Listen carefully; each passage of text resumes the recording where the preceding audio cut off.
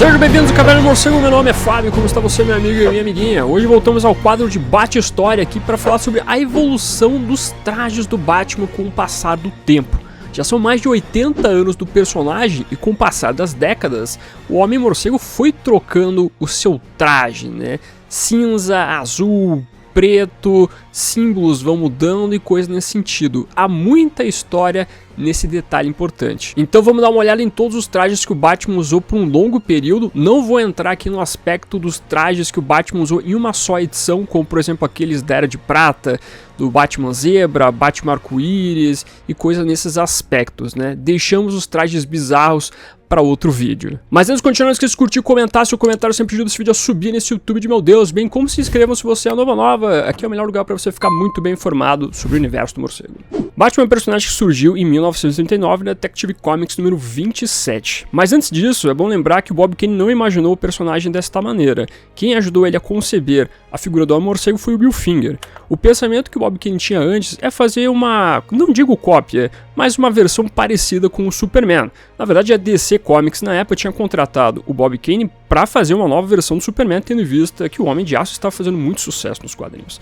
Então o Bob Kane, se inspirando em Zorro, em Leonardo da Vinci, em vários outros personagens e o próprio Superman, acabou fazendo um uniforme um tanto quanto diferente do Batman. Você vê as cores vermelhas, uma sunga, uma máscara parecendo com a do Zorro. Nós temos ali algumas asas rígidas. Era uma figura bem diferente daquilo que a gente viria o Batman nos quadrinhos mais pra frente. Então esse uniforme nunca foi usado, mas de qualquer maneira faz parte da história do Homem-Morcego. É então que nós chegamos a Detective Comics número 27, quando o personagem surgiu, que nós temos um uniforme totalmente diferente, bem diferente da primeira concepção do Bob Kane. Isso porque o Bill Finger imaginou que o personagem teria que ser um vigilante sombrio, um vigilante noturno, não uma figura que acaba usando vermelho, que é uma cor um tanto quanto chamativa. É então que você vê as asas rígidas sendo trocadas por uma capa, ao mesmo tempo o uniforme ganha cor cinza. O Batman tem realmente um capuz com orelhas, um cinto, uma sunga e luvas roxas. Na verdade, as luvas roxas, elas foram um problema de impressão na época, porque o Batman era para não usar nenhuma luva. Mas tendo em vista a questão da impressão das cores, o personagem acabou aparecendo que tinha uma luva roxa.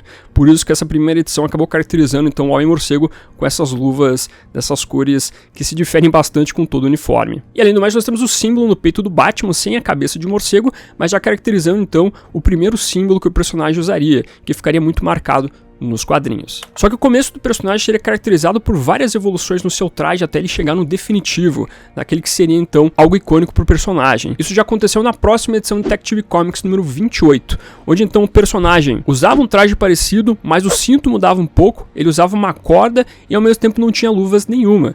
Por isso que existe a concepção de erro na impressão tendo em vista as luvas, visto que o personagem já não estava mais com esse item no seu uniforme. Não há muito uma diferença gritante em relação a uma edição ou outra, mas já é um aspecto de evolução. Já na próxima edição, na Detective Comics número 29, nós vemos um pouco mais da evolução do traje. Nós vemos o personagem voltar a usar luvas, então, com uma luva tendo uma cor azulada, e ao mesmo tempo o uniforme especificamente ganhar, então, trajes um pouco mais azulados. Que isso vem também da impressão da época dos quadrinhos, do papel. Para você não deixar o traje totalmente preto, parecendo um borrão preto, você colocava um ar azulado, uma cor azulada, para dar a impressão de um vigilante sombrio, de um ar noturno para esta figura. Só que acabaria sendo uma cor muito importante para o uniforme do personagem com o passar do tempo, uma cor muito notável. Na Detective Comics número 31, quando o Batman enfrenta o Monge Louco, um vilão muito conhecido da sua galeria, temos mais um pouco de evolução, com o Homem-Morcego usando luvas que na verdade se transformavam então em manoplas, tal qual por exemplo o Zorro usa, bem como o Homem-Morcego começaria a usar o seu batarangue. É então que nós chegamos a Detective Comics número 36 em 1940, com uma evolução que definiu o Homem-Morcego para sempre com seu uniforme mais conhecido, onde o capuz do Batman ganharia orelhas que realmente ficariam apontadas para cima, retas, bem como nosso protagonista teria luvas com as barbatanas pontiagudas, tal qual é caracterizado até hoje em dia,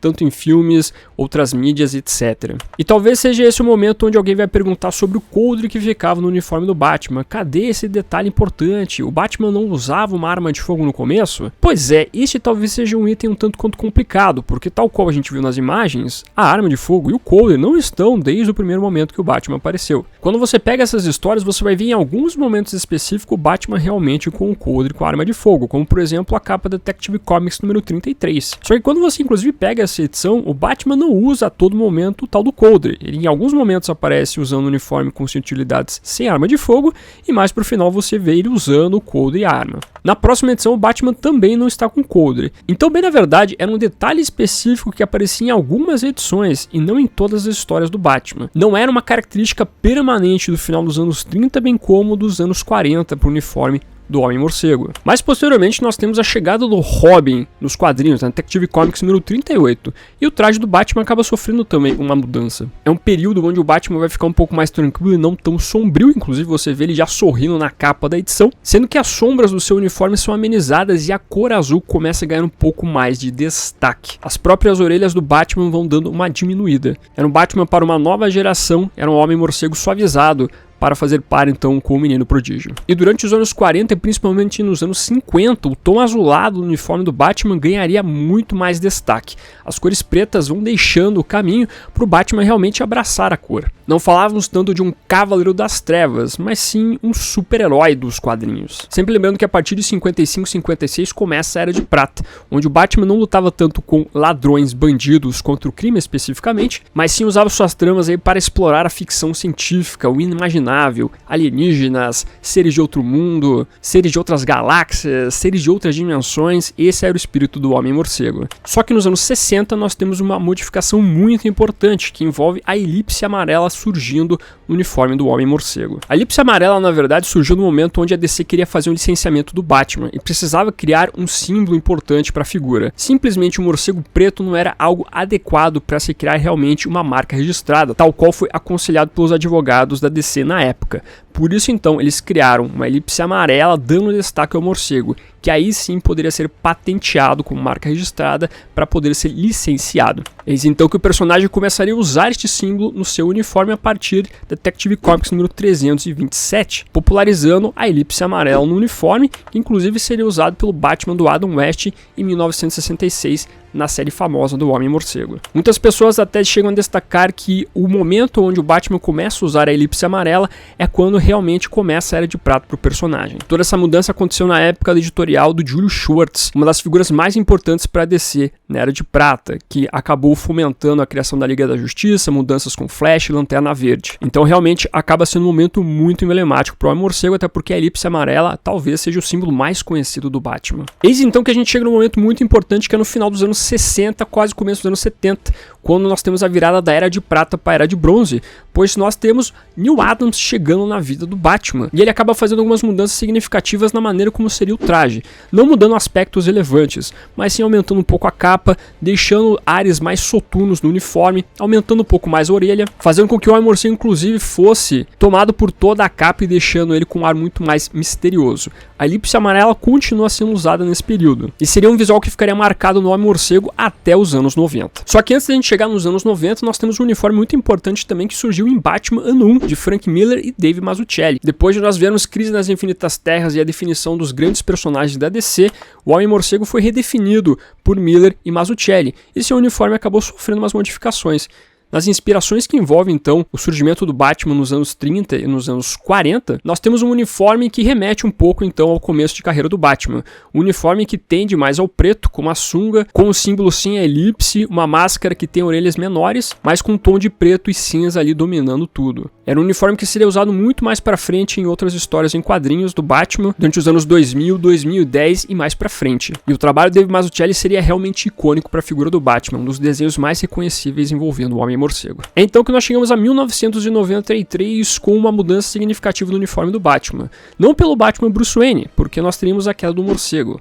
O Batman seria substituído por Jean Paul Valley, e esta figura mudaria tragicamente o uniforme do Batman. Ao invés de roupas reforçadas, o Homem-Morcego usaria uma armadura, com capa, manoplas, pochetes na coxa, o bate-cinto de utilidade de uma maneira diferente, o símbolo do personagem seria do pescoço, o capuz seria totalmente reforçado, sem boca nenhuma. Realmente é uma armadura que fazia o Batman ficar sinistro. A própria armadura do Jump Valley passaria por várias modificações, pois o personagem começaria a construir suas manoplas para depois sim usar a armadura. A armadura, com o passar do tempo, acabaria sendo destruída, ele refaria ela chegando até o seu momento final. É um uniforme bem reconhecível da época, mas ao mesmo tempo é um uniforme que destoa bastante do que era o Batman no seu passado. Quando o Bruce Wayne teve que voltar a enfrentar o Jump Valley, ele passou por um treinamento com a Lady Shiva, e ele acabou usando um uniforme diferente. Na verdade, ele acabou adotando a identidade de Tengu, usando uma máscara talhada no formato de morcego e roupas furtivas. Bruce Wayne passou por todo um treinamento usando este uniforme para depois sim voltar a usar o seu clássico manto de morcego que ele usava antes de ser quebrado pelo Bane. E depois da queda do morcego, retomando seu nome como Homem-Morcego, o Batman então usa um uniforme totalmente diferente. E aqui eu digo pessoalmente que este é o meu traje favorito,